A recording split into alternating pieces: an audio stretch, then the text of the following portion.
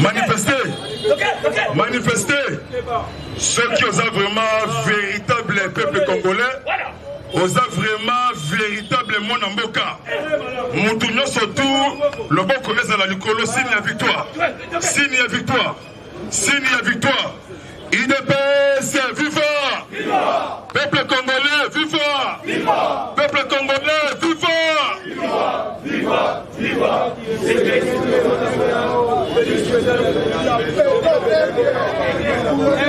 Fatim Pepe, Fatim Bongue, Fatim B!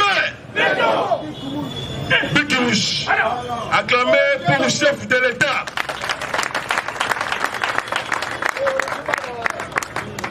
Ebwenge Betoboué Amoudjamboué IDPS viva Bozali a félicité Bozali a félicité tous les combattants tous les présidents Yaba parlementaire debout Longonia acclamé pour la marche à samedi.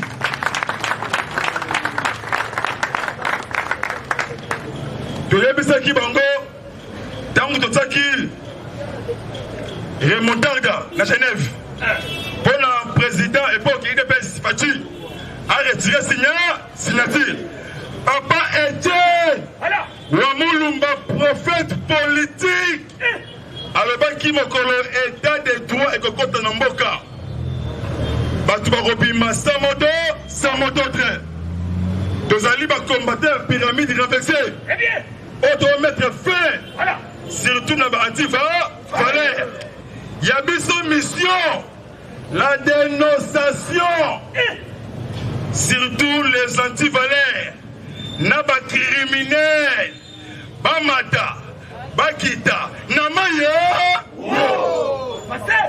Fatina cardinal banda zali flash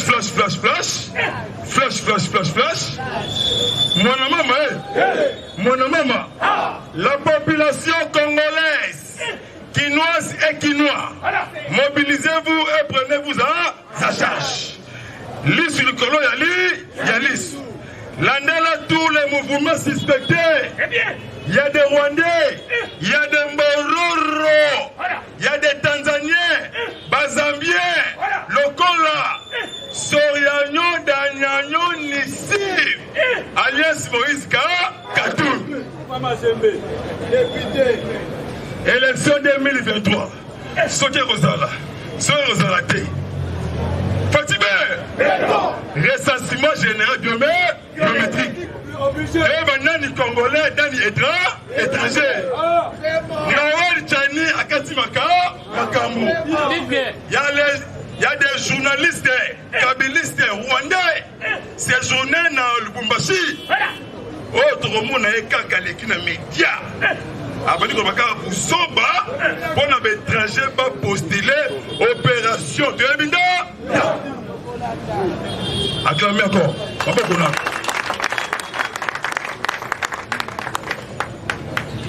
Baké Sangana kuna na niveau ya Lubumbashi. Chief Grey. Yemoko Zambie. Yemoko Italiano. Mosna Rwandaise. Basangani pour en 2023. 2023 élection ce qui Rosala. C'est la tête de éviter. La paix, sécurité et développement. Bana Mboka paix sa confiance na chef de l'État. Mboka éco changé.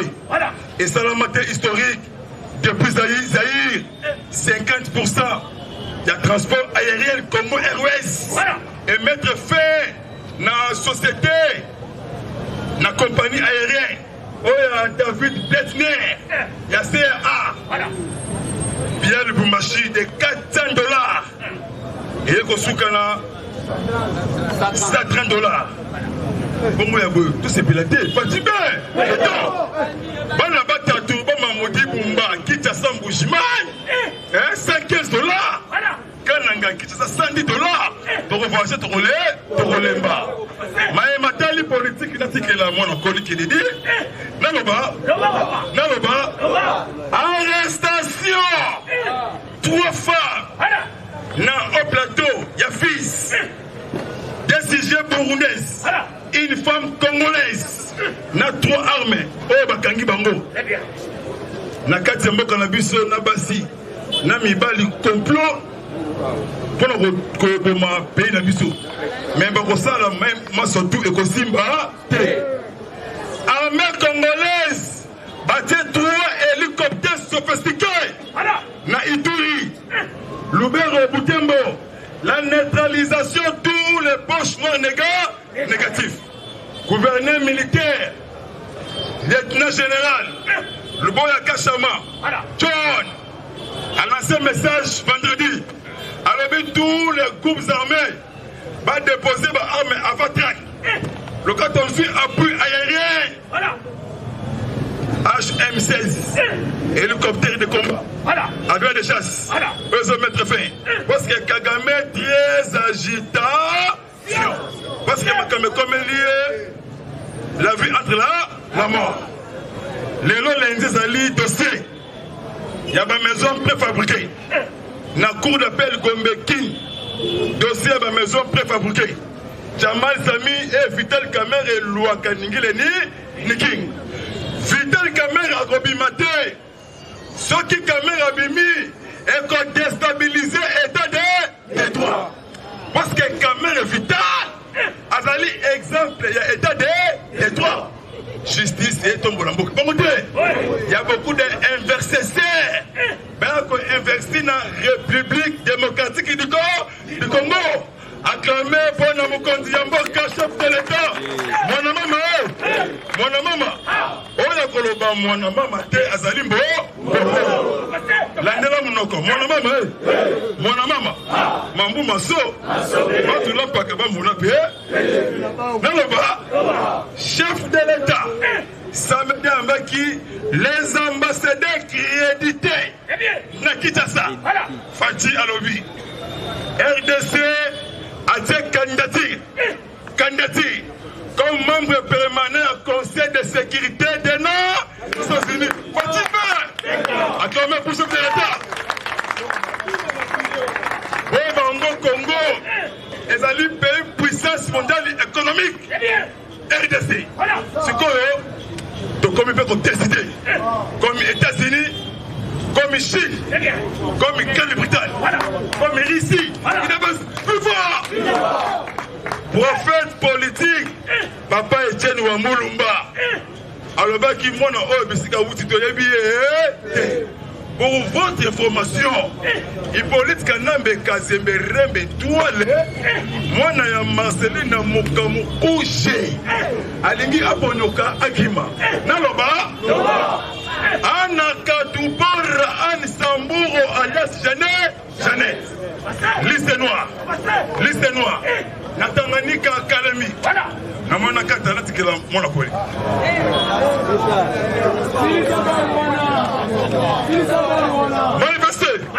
Manifester. Hippolyte, dans le système, il y a victoire. Le système, il y a vie, il y a victoire. Manifester. Peggy, tout le monde a caméra, on a peuple, on a combattu la victoire, il y a pouvoir. Victoire. Mon maman. Mambu Maso. Moi, si il y a Hippolyte Kanambe Kazembe Olive, interdiction à Kende na tous les camps militaires, même na Kinshasa, même na Est, Mobali na Ye na Kingakat, moi si Goma Lubumbashi, liste du colo ya liste. Sécurité, l'andela mouvement surtout, il y a des infiltrés, l'andela mouvement tout. Il est payé, c'est vivant. Aïe, du Tumbate, aïe, politique. Yokel solo. Olive Lembe, séjourné na STRDC. Toboy menace. Il est payé, c'est vivant. Non. Tous les gars, Olive Lembe, séjourné na ST. Hippolyte Kanambe Kazembe Rembe toile na Ngakati. Donc moi si na ye aza na liste noire. Na plusieurs dossiers. Oh batangi kombo na ye. Na makambo ezali ebele. Ba uti ko kanga vendredi. Boyebi na Béatrice. Na Béatrice na Simawana. Eza na agence moko comme nango Exode Business. Bakangi 7 personnes. 7 personnes na ba tenue militaire. Na ba béret rouge. Na ba web. Na ba bottine. Parce que chaque vendredi Air Rwandaise eza la cascade na Congo Brazzaville. Et il y a mardi, vendredi. Pourquoi? Il y a une complicité. Donc c'est un ministre intérieur. Biso va président du Parlement debout. L'idée de masse. Il y a une mission pour rassembler la population congolaise. Gouverner conscience. Il y a une moka. Passant la réforme rapidement au sein de la police. Même dans Bichingobula, il y a des infiltrés. Donc DG Miyakuna, Azali corrompu. Fidel Kamera Obimatia, Akobimana H, il y a 92 ans, il y a Kamera et Tambola, il y a Soso. Mwana mama, Mambouma So. Bonake Nakosukisa. Général autoproclamé. Nakomo Yamido Baratouché. Allez qu'on se rendre à l'armée congolaise. Sokomoni Elongi. Il y a 3 hélicoptères. Omoni Elongi, il y a 2 mirages de combat. Babengi yango film ya Rambo Beto 6 Fachi Pé. Il ne peut se voir. Méchant, mobilisez-vous. 2 points éticalés. Procureur général principal.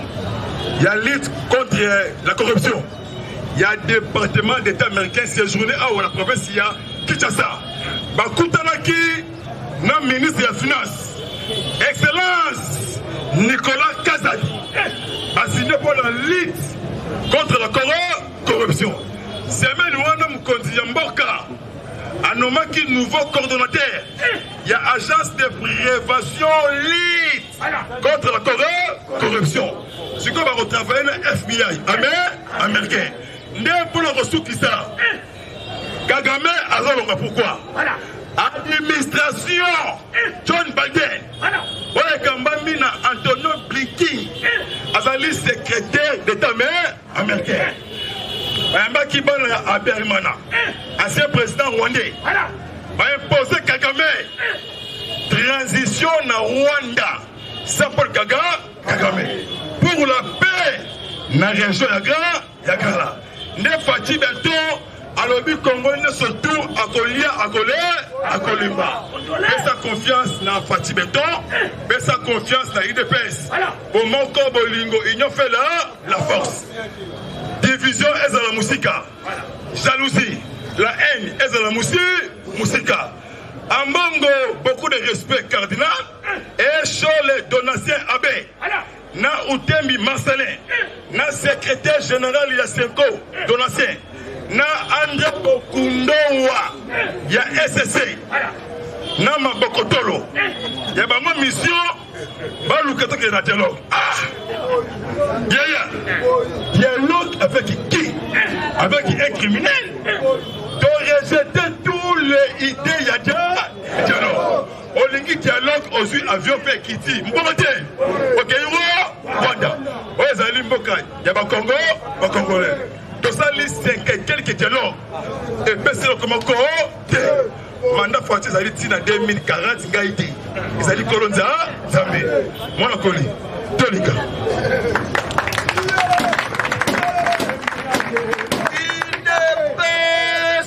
FIFA. Matali sous combattant. Parti au pouvoir FIFA. Fati Ben. Mi betelana nous mabo makasi.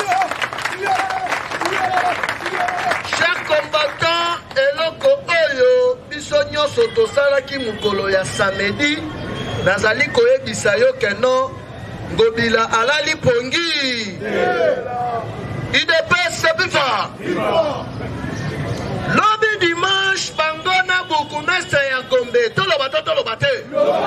Parce que avant de côté en actualité politique, combattant aux alliés censés, on va vérifier. UDPS viva. Babengi quelques ba presse. Ba presse en aux alliés koye ba kombo na yangote. Mais bilongi ya batu ba kendaki kuna toyebi ba. Tokotambusa ba photo na bango bomo na bango. Batu oyo bazali kosalir image ya chef de l'État. Mutu nyonso oyo à côté les la fachi. Chaque combattant zali déplorable. Na boulevard du 30 juin, oyo zali miroir ya mboka. Foulou. UDPS viva. Heureusement que combattant ya UDPS. Tozali na bangoli sur likono ya li. Tozali commettre en garde tous les soi-disant communicateurs. Oyo bazokende epa ya Ngobila, bazokende epa ya Bourgmestre ya Gombe, ne ya moins $30, ne ya moins $50 pour na kolekisa ba image ya ba place moko ya malamu oyo ba kongola ba isoler ba fulu, tozali commettre bango en garde. Deuxièmement, mise en garde ya mibale ezali envers les soi-disant communicateurs ya Katumbi. Alors tozali koyebisa bango boye le 30 juin biso ba parlementaire debout tozosala mama na kafu ya marche mpona kosoutenir loi ya Noël Tcha boye. Chers combattants, présidence ya RDC pour comme président il faut ça la furieux. Il ne peut se vivre. Jamais encore la kaka boye oye na Congo comme président. Poubelle d'ailleurs. Tala oyo Hippolyte Kanambe carnivore. Hippolyte Kanambe carnivore. Il ne peut se vivre. Aye ayo pendant 18 ans appuyé à Bukimba Kande. Est-ce que tu vas permettre l'issue Sundundu, ton semi-congolais, ton congolais à Tchuna Baby? Ayo vraiment l'issue du président de la RDC. Donc on tolérait un gotem kolomoko. Tous les 30, tous les parlementaires debout, tous les peuples congolais. Donc on sait la maman en mobilisation pour être soutenir Loya Noël Tcha. Katumbi a kende ko postuler na Zambie, a kende ko postuler na Israël, a kende ko postuler na Italie. A intimidé Moutouté. Congo Torosala toujours uni. Alors tu refaire voir que non, biso tozali ba leader d'opinion kolekaye. Ya panzi bongo na Katanga, mais biso torosala yango mobilisation pour na kobundela mboka na bi. Alors, tozali kokota en actualité politique. Mais Chantini Ngobila, na batu oyo tindi awo. Yaba ke no marche wana ezali asuka te. Parce que na uti komona lisusu ba fulu ebele. Na kotanga kombote. Mais j'ai dit oyo, Chantini Ngobila reçoit lisusu maman na foi. Parce que biso mututu azali ko saluer image ya chef de l'État ayeba ke non akokuta biso na zelana.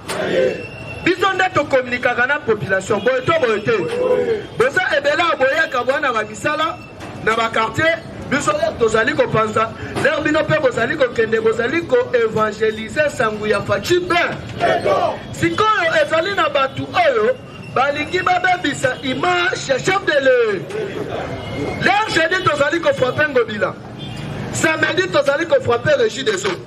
Régie des Eaux il faut yebisa biso. Pourquoi moi ezali kobimate? Il ne peut se vivre. L'autre c'est la Régie des Eaux. Toya to attaquer Snell. Baya bisabiso ba délestage ezali ko utawa. Courant na biso ba pays français bazali na yango mais biso moko ba kolo courant. Nini ezali ko frère parce que na cité bazali ko bebisa image chef de l'État. L'autre Robert la Régie des Eaux. Na Snell tozongeli lisusu Chantini ba fou. Boeto boete. Donc la sikoyo le bako ganga bas. Chers combattants, les autres allez commettre actualité politique. N'a kozala un peu bref pour la retirer la bandi boyo wa fongo. Ba ventirer au banyokolo bande ko na biso. Il ne passe pas bifa. Actualité politique ya liboso salini. Messe noire ezali ko salema. entre 3 étrangers oyo bakomi komibenga bacongolais mpona korenverser pouvoir ya Faci. Ezali Katumbi, ezali Kamere, ezali Hippolyte Kana. Nemi asali tweet moko boye ya déjà azali koprovoke biso, mais ayebaka non tweet na ye ezali non événement parce que Matata Mponyo atangi na emwi milanya na dossier ya Bukangalo. Awa sikoyo comprendre que nani azali ko combattre candidature ya RDC na kati ya Conseil ya sécurité ya Nations Unies. Toloba te. Numéro 1 ya chargé ya anticorruption na niveau ya Afrique ya Grand Lac. Ndenge toali koloba boye akitanga Kinshasa te asali nini bakutani na ministre ya économie na ministre ya finance excellence Nicolas Kazadi babeti masolo nyonso wana il faut sikoyo babanda kolandela na batu nyonso oyo basenrichir illégalement. Boni oya awa outa Zambie soki pe Israël toyebi te, outa Rwanda toyebi te, oye awa oyibi mbongo o appauvrir ba peuple congolais. Mbongo oyo oyibaki na mboka na biso olingi obimela ngo leader ekosimba ata mokolo moko. Yango tozali commettre tous les communicateurs ya Katumbi en garde. Mutu akosala erreur ayebaki non akokutana na biso na nzela na chez combattant wa sikoyoka. États-Unis d'Amérique ali pays oyo a travaillé à plusieurs consultants. Idée ya Faci oyo azwaka courage ya koloba tuo na niveau ya tribune ya Nations Unies koloba ete ezali inadmissible, ezali inacceptable ya kotraite makambo ya Afrique sans que ba africain bango moko basa UDPS sabifa ayeko bakisa lisusu ezali inacceptable ya kotraite makambo ya bakongolais sans que bakongolais bango moko basa. Du mukolo ya samedi nde mukolo oyo tokendaki kodepose officiellement candidature na biso na kati ya Conseil ya sécurité ya Nations Unies. Place oyo RDC babandaki kokabola yango wana. Heureusement politique ya Faci Beton a déboulonné bango sur le plan politique interne na externe. Sur le plan diplomatique bana mayi bazukindo UDPS sebifa awa ba imposer Kagame il faut alongwa parce que ba dossier est commis ebe Kagame il faut akangama. États-Unis a lobby bien, il faut ba Rwanda ba kende na transition sans Kaga. L'air bozomona a commis mal à l'aise. Comme ba chaîne pour la manipuler opinion. Yeba que non et indelié en de ba chaîne oyo internationale. Oyo ezalaki sponsorisé par ba multinationaliste na ba mafia pour la manipuler opinion ya peuple congolais. Yeba que non ba kabona raté ba salinine. Chers combattants au monde au niveau d'Afrique. Plus ba mafia to ba pilleur ya mboka na biso babandaki kosalela to ba médias international entre autres RFI, TV5, France 24, Euronews. Mais ndenge ezali wana sur 4 chaînes internationales détail ndenge ezali wana bapasana te basali nini IDPS sebifa parce que France 24 ezali presque branche ya Euronews bango na Euronews mama na même kolo nango ayaki awa alobi ye akotravailler en collaboration na ministre ya communication akotravailler na Faci na mutu nyonso oyo akoyela ye manipulation pour manipuler le peuple congolais sur le plan il y a des médias internationaux bango bakobanda ko attaquer il ne peut se vivre parce que batona ba moni que non sur le terrain politique na bango ya manipulation ya lukuta batimeli yango de sikoyo ezali na bagarre na guerre froide moko ekomi kolekana entre Hippolyte Carnivore na Paul Muchopi il ne peut se vivre bazo wela nini bangonyo somi bale Kagame na Hippolyte Kanambe bakomi kolbanga sepe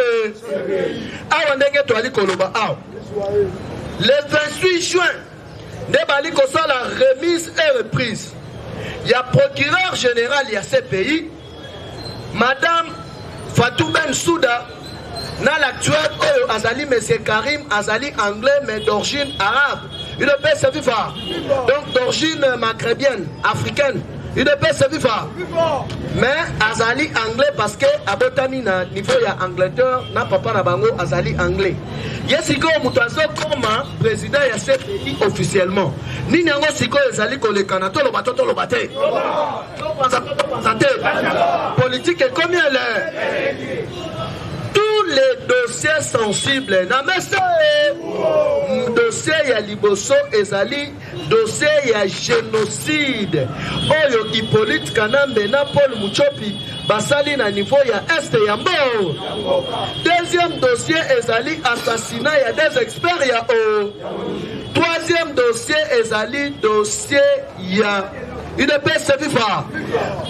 Assassinat ya Floribert Chebe na plusieurs généraux na officiers selon ba enquête ya BBC balobi bien na RDC pendant 18 ans ya Hippolyte Kanambe plus de 6000 officiers congolais morts par poison par torture 6000 officiers congolais UDPS Viva et puis 6000 officiers congolais wana remplacé par les officiers rwandais. Il ne peut se vivre.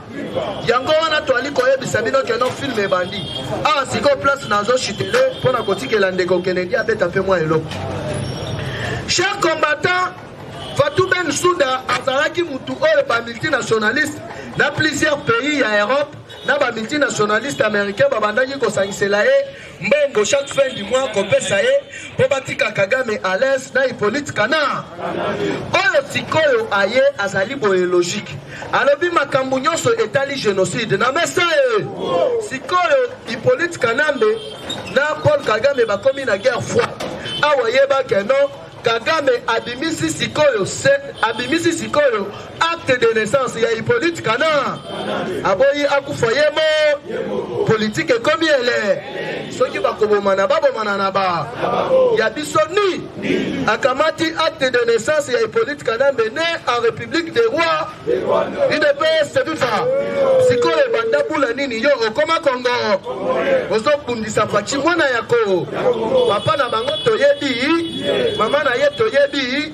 yo papa na yo na mama na yo na tikela biso makele tombola loboko ganga ba nazo yebisa yo cher combattant mikolo yo ba jeune garçon basepeli maka ba parents basepeli maka boyebi pona nini nazo yebisa yo facture ya libala na Kinshasa eki parce que avion prix avion eki et comme na dragué yo na ye chebino pesinga facture ya $5000 na yebiso ozali liboma na mutuna na kamati $150 na kasaye yebela ide passe bifa na ye pa na bino na bala pesinga facture ya $6000 na yebiso papa facha facilité biso ta ayaki na gratuité ya enseignement abakisi lisusu gratuité ya ma UDPS Viva na kamati vola nga inde na ijofae kuna ata 300 ya pamba na sali na madame UDPS Viva kopi ya bakosenga ba facture ebele abue fachi libanda kati ya sali ben gaina bino lo.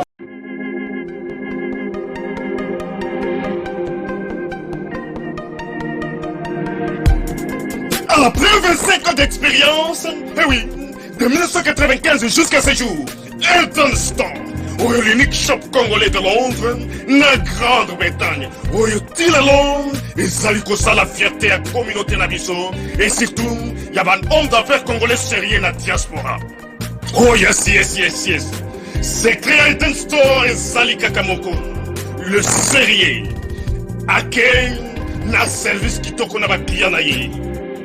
Avec ma produit naïe, où il y a première classe, il y a qualité supérieure. Oh, il y a ma bombe à Mia Elton Store. Oh yes, mon crime bimbe yeba. Ah, maman à Londres va confirmer. Eden Store, c'est le perso des produits cosmétiques. Yasolon, produits originaux. Et yes, les alipes perso et produits alimentaires naturels et organiques. Au travers de nos produits cosmétiques, Eden Store détient le secret. Secret Yasolon, où il y a poso ya maman moi c'est qui toko. Poso ya moi so penza basali kolula. Poso ya moi so mobala kotala et alembate. Poso soko tamboli masanga sima. Eh oui.